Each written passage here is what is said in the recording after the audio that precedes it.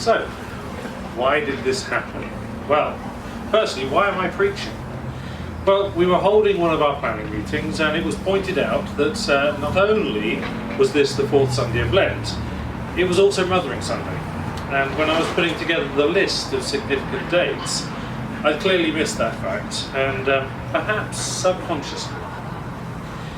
When I thought about it, and the subtitle for today, Why Did This Happen?, it seemed clear to me that it was something I needed to explore. Could we have the next slide, Andrew? So does anyone know who these people are? Okay, I'll come to you in a minute, Esther. Anybody else? And oh, Matthew. Okay, Matthew. Who are these people? Okay, SJ. That's your mum. And? That's you. And me. Yes, that is me and my mum. You can take that away now.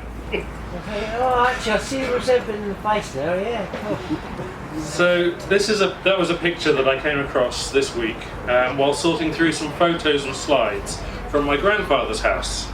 It's me and my mum the day I was christened. Now, some of you will know I've worn dresses and skirts as an adult, and clearly that started happening when I was only a few months old. Actually, Matthew's worn a dress as well, haven't you? Yes. So, my mum died in 2014, and this is the 6th Mothering Sunday since then. And as I posted on Facebook today, I still think of her. I still have things that I would like to tell her, and things I'd like to discuss with her before making decisions. When she contracted cancer, the question in my mind, and perhaps hers at times, was, what did she do to deserve this? And despite making frequent jokes about how perfect she would actually be the first to admit how many mistakes she'd made. She was often in trouble as a schoolgirl, and that didn't change as she got older. Despite all that though, she was also the first to put out her hand to someone, to offer help, whatever it took.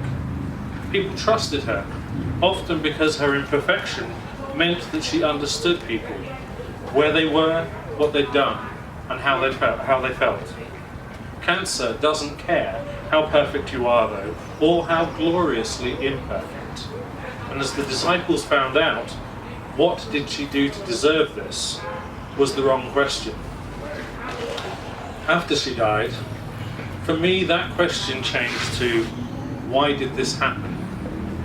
A question that I frequently shouted at God, but when I take the time to think it over, I realise, as the rat did, that I'm still asking the wrong question. One alternative question could be, what can I do because of this? Or as the rat found out, who can I meet because of this? Jesus said that instead of looking for someone to blame, we should be looking for what God can do through us as a result of the situation. I am who I am today because, in part, of my mother. The people I have met, the people I've helped, the people who have helped me, have come into my life because of who I am and the things that have happened to me. Instead of asking, why did my mother get ill? I could instead ask, how many people did my mother help because she was ill? While in hospital, suffering through the effects of chemotherapy, she talked to other patients and their families and helped them through many difficult situations. After giving up work because of her cancer, my mother went on walks with her wife and her dogs, meeting people when she did so and becoming friends with them. She spent time online, counselling people with physical and spiritual health problems. And then, when she died, parts of her body went on to be used as transplants for other people with failing bodies. The difference between pessimism and optimism is often described using a partially filled glass of water.